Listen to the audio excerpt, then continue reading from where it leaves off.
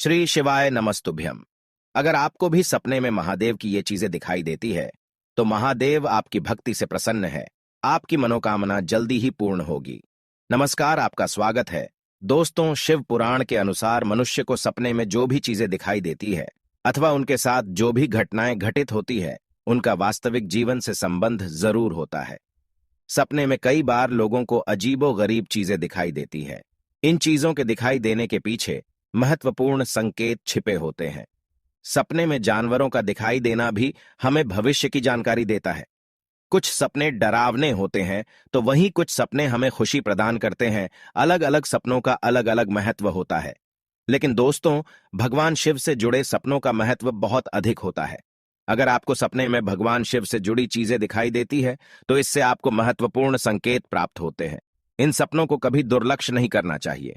अगर आप भी शिव भक्त हैं तो आपको भी सपने में महादेव से जुड़े सपने जरूर आते होंगे।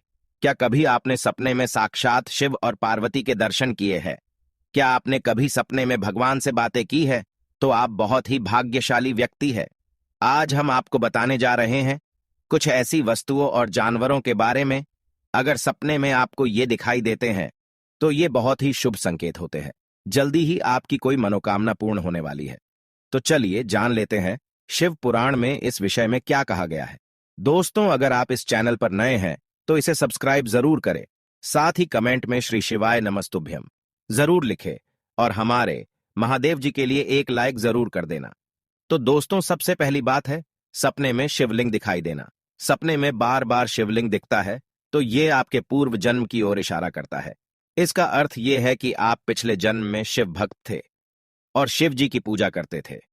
अगर आपको सपने में बार बार शिवलिंग दिखाई देता है तो यह शुभ संकेत है और आपकी कोई इच्छा जल्दी पूरी होने वाली है। दूसरी वस्तु है सपने में त्रिशूल का दिखना। सपने में त्रिशूल का दिखना अत्यंत ही शुभ माना गया है।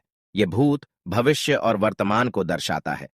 सपने में त्रिशूल का दिखना इस ओर इशारा करता है कि आपका कोई रुका हुआ काम जल्द ही संपन्न होने वाला है और आपका भविष्य सुख समृद्धि से भरपूर होगा। आपका आने वाला कल जीवन में खुशियां लेकर आने वाला है। तीसरी वस्तु है सपने में चंद्रमा दिखाई देना। अगर सपने में आप शिव जी के मस्तक पर सुशोभित चंद्र देखते हैं तो आपके जीवन में शांति आने वाली है। आपकी सभी समस्याओं का जल्द ही निवारण होगा। घर में अगर क्लेश या झगड़े हो रहे हैं तो उन पर भी पूर्ण विराम लग जाएगा। चौथी वस्तु है डमरू। अगर सपने में आपको शिव जी का डमरू दिखाई देता है तो यह आपके जीवन से नकारात्मकता को दूर करने का संकेत है। डमरू की सकारात्मक ध्वनि आपके जीवन से नकारात्मकता को समाप्त कर देगी और आप तरक्की की राह पर चल पड़ोगे। पांचवी बात है गंगा नदी के दर्शन। मां गंगा भगवान शिव की जटाओं में वास करती है। अगर आपको सपने में गंगा नदी के दर्शन होते हैं तो यह संकेत है कि आपका मन शुद्ध और पवित्र है। आप एक बहुत ही सच्चे दिल वाले इंसान हैं। आपके मन में किसी भी प्रकार का कपट या स्वार्थ नहीं है और शिव जी आपकी भक्ति से प्रसन्न है। अगर आप सपने में गंगा नदी में स्नान करते हैं तो यह संकेत है कि आपके समस्त पापों का नाश हो गया है और आपका मन पवित्र हो चुका है। शिव जी ने आपकी हर भूल को क्षमा कर दिया है। छठी बात है वासुकी नाग। अगर सपने में आपको नाग के दर्शन होते हैं तो इसे शुभ संकेत ही समझना चाहिए। अगर सपने में शिव जी के गले में लिपटा हुआ नाग तथा शिवलिंग पर नाग दिखाई दे तो यह आर्थिक संकेत है। इसका अर्थ है कि आपको अक्षय धन की प्राप्ति होने वाली है। जल्द ही कोई बड़ी संपत्ति या कोई अनमोल चीज आपको मिल सकती है। सातवीं बात है हिमालय पर्वत। अगर आप सपने में किसी बर्फीले पहाड़ पर चढ़ रहे हैं तो यह शुभ संकेत है। आपको आपके कार्य में सफलता मिलने वाली है। आप जिस भी क्षेत्र में काम करते हैं आप उसमें सबसे ऊपर रहेंगे। आठवीं बात है शिव का तांडव नृत्य। अगर सपने में आप शिव जी को तांडव नृत्य करते हुए देखते हैं तो यह आपको संकेत देता है कि आपके शत्रुओं का नाश होने वाला है। शिव जी आपकी परोपकारी छवि से अत्यंत प्रसन्न है और जो लोग आपको कष्ट पहुंचाने की कोशिश कर रहे हैं उन्हें शिव जी अवश्य दंड देने वाले हैं। तो दोस्तों, क्या आपको भी सपने में इन चीजों के दर्शन होते हैं? तो कमेंट करके जरूर बताएं।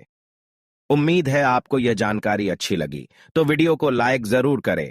कमेंट में श्री शिवाय नमस्तुभ्यम जरूर लिखें।